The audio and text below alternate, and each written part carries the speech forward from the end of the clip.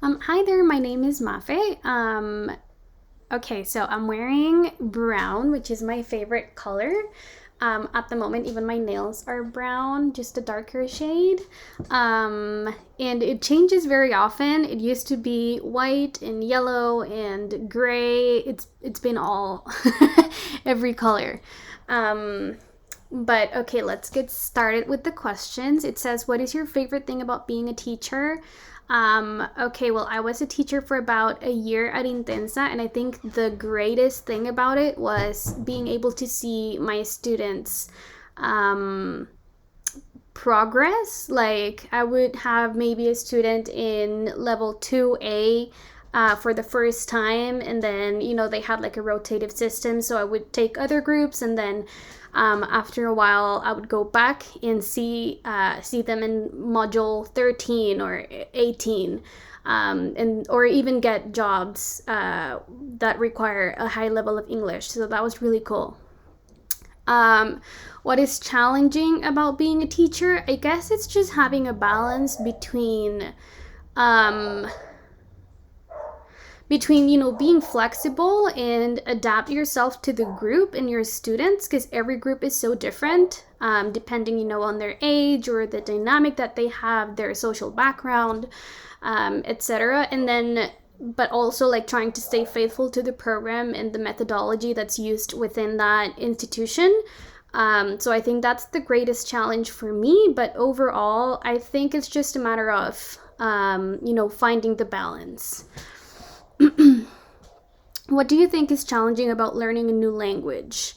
I honestly think the most challenging thing is that it's not just a language, it's a culture. Like, sometimes we're so used to our own way of doing things or saying things that we want to like translate every literal word to the other language, and we don't realize that there's just certain phrases or expressions that are not translatable. So kind of like just getting to know the culture as well, getting to know their humor, for example, getting to know the different like expressions that the people use, even like currently, because a lot of the English programs are so outdated. It gives you phrases that nobody really uses anymore, and you end up sounding like a grandmother. But yeah, so just like kind of like immersing yourself in the culture and kind of like grasping a very good understanding of it. Um, can you tell us about a time you made a mistake with a student? Yes, sure. When I was starting out, I had a student start vaping in class. He was underage, he was 17 years old, and he was vaping nicotine. So at first, I was just thrown off. I was like, I can't believe that this guy is actually vaping in class right now. And the fact that it's illegal for a 17-year-old to consume nicotine, so it was just crazy. So at first, I guess I just confronted him like in front of everyone and told him to put it away, and of course he got mad. He was like, there's nowhere in the rules where it says that I can't vape in class, I'm not smoking, blah blah blah. But in the end, I spoke with him privately, just told him, hey, I'm really sorry if I made a big deal out of this. I was just caught off guard, but I understand that you can feel anxious at times. If you need to, you can just go out and do it outside of class, but I just don't want it to be a distraction for other people. And of course, we don't want to be liable for illegal activity happening within the classroom. And we ended up getting along just fine. Let's see what else. What is your perspective on error correction in the classroom?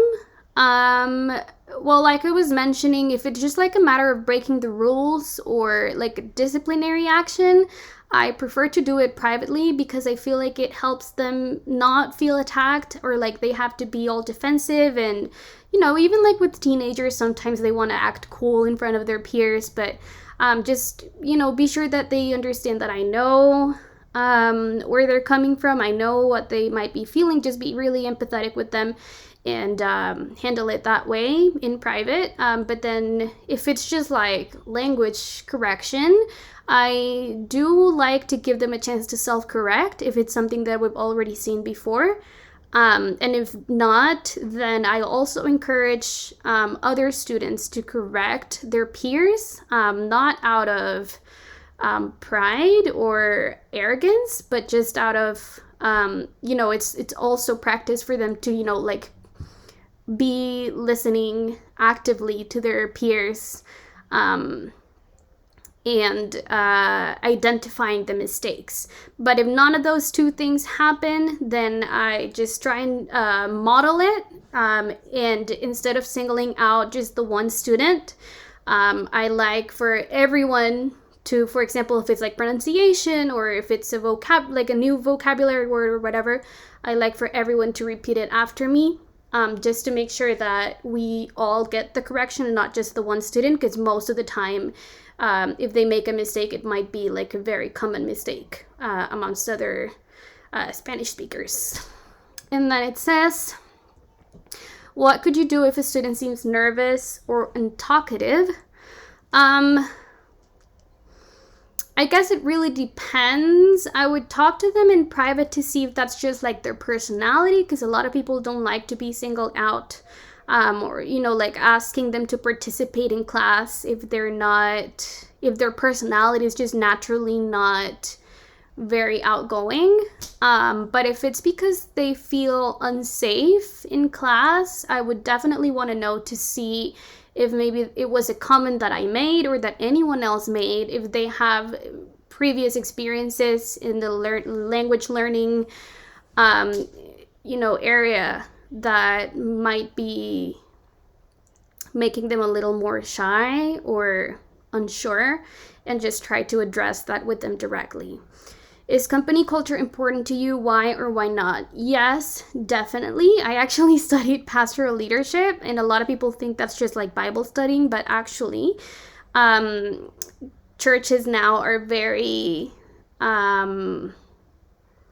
company-like, I guess. So to me, just like very good leadership, good teamwork, and just great communication from my leaders is just very important. I, for example, just tried working at a different language institution that I didn't really like as much, and I couldn't even make it past a week. A couple of weeks, just because I felt like the company culture was very mediocre, and the services that were being provided to the students did not feel like they were worth what they were paying, and it just didn't feel right. It just didn't feel like it was the interest thing to do to continue to get paid while, the students were not receiving the best quality of education. So I had to leave. So company culture in general, just, excellence, and just communication and kindness are all very important to me. And what do you want to know more about Craving English? I'm really curious. I actually came here because I've heard really good recommendations from you guys, especially in social media, and it feels like a very fresh and young company. So I feel like I would be a really great fit for that. But I'm also curious about the methodology, how you guys do things, what your learning methods are, if it's like more conversational, if you guys leave homework, if it's, very technical, like if you guys use very specific words like verbs and subject and all that, or if you guys just I guess, put it in terms that are easier to understand, like just, the action in this sentence, or the person, or the whoever's doing the action, or whatever, might be a little easier to understand for ESL speakers. So yeah, just general information about how you guys do things. And that's it. I'm sorry for the long video. I talk a lot, but I promise I don't talk as much in class. I do let the students talk as much as possible so they get the most practice. But yeah, let me know if you guys have any other questions for me, or what the next steps would be.